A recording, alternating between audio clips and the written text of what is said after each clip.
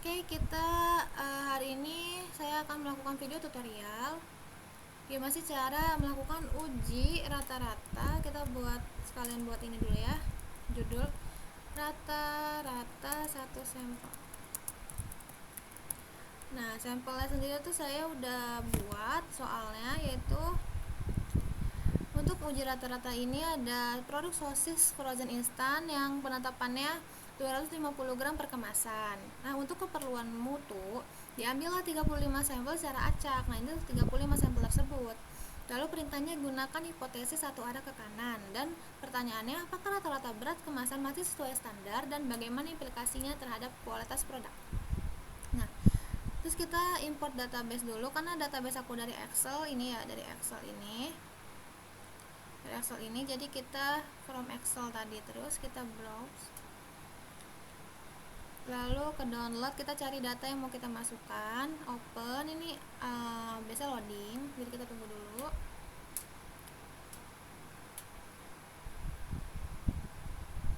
Terus kita import. Nah, data udah masuk, kita balik lagi, terus kita kasih judul lagi. Baik, udah kenapa kesini deh. Oke, kita kasih judul industri sosis. Kita running-runningin dulu aja ya buat jadi judul. Running, terus install. Yang pertama tuh kita ketik install package, terus kita ketik lagi teaching demos. Nah, kita running dulu aja, kita silang dulu, terus kita ketik library, terus teaching demos lagi.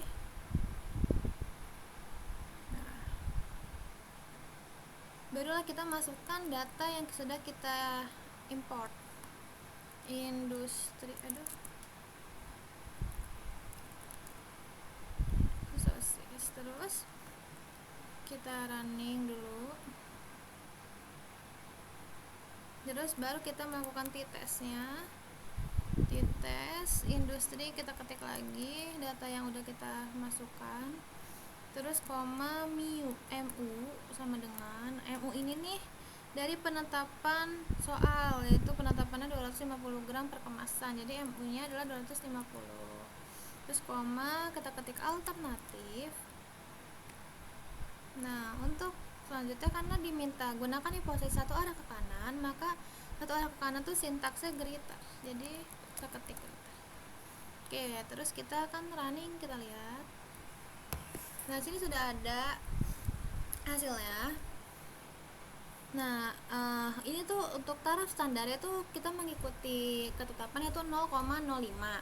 Nah, hasil dari data ini diketahui p-value-nya adalah 0,2459, di mana nilai 0,2459 ini lebih besar dari 0,05.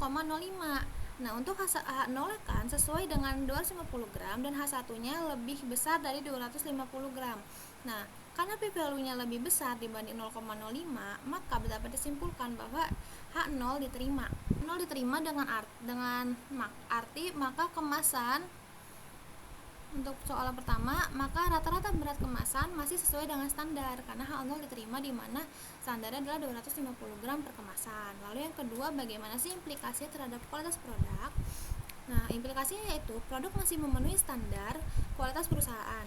Lalu proses produksi dan pengemasan berjalan dengan optimal. Lalu yang ketiga, tidak diperlukan perbaikan pada proses pengemasan sosis frozen instan karena hasil sudah sesuai dengan standar, yaitu 250 gram per kemasan ini.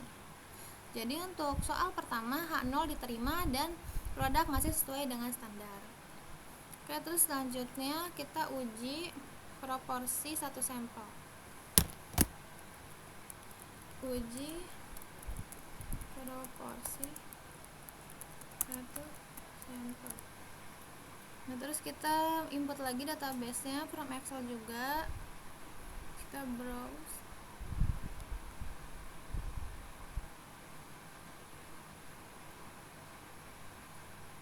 loading dulu.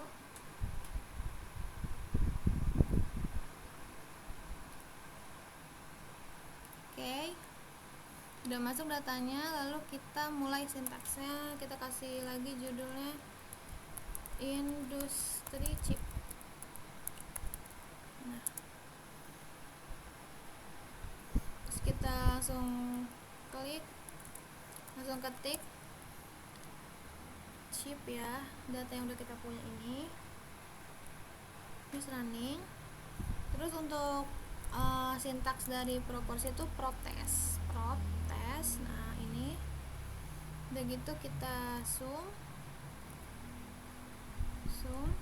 lalu kita ketik data kita industri chip ini, terus kita dollars. Udah gitu kita klik lagi, ini data yang udah kita punya.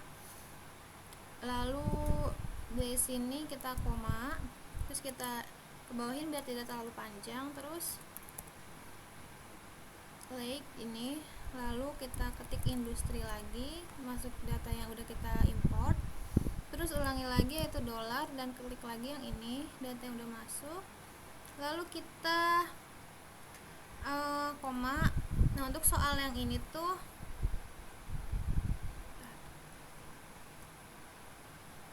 sebuah industri makanan ringan mengatakan bahwa maksimal 8% produk chips snack kentang mengalami cacat kemasan. Jadi dari semua produk, batas maksimal yang cacat tuh hanya 8% untuk yang sesuai di standarnya. Lalu untuk pengendalian mutu diambillah pemeriksaan yaitu 32 sampel produk chips secara acak. Nah, ini adalah sampelnya, yang satu ini berarti cacat, yang 0 ini berarti tidak cacat. Menggunakan hipotesis satu arah ke kiri, yang ini ke kiri. Lalu pertanyaannya, apakah proporsi produk cacat masih sesuai standar, dan apa implikasinya terhadap kualitas dan kemasan produk. Nah, dari sini ya guys, udah gitu, ini kan karena 8% ketentuannya, jadi kita ketik P kecil sama dengan 8% itu berarti 0,08 ya, 0,08. Lalu kita koma, terus kita enter dulu karena terlalu panjang. Terus kita ketik lagi alternatif. Nah, karena dia tuh ke kiri dan H0 kan berarti produk ini tuh 8% batas maksimalnya. Nah, kalau H1 nya itu kurang dari 8% atau tidak memenuhi standar, jadi karena kurang, jadi kita ketik less, dan gitu baru kita running. Nah, muncullah ini guys hasilnya. Nah, untuk hasilnya ini dapat dilihat ya bahwa p-value-nya ada 0,9723.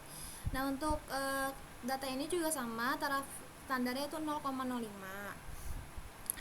Hasilnya p-value ada 0,9723, di mana 0,9723 ini lebih besar dari 0,05, maka H0 diterima.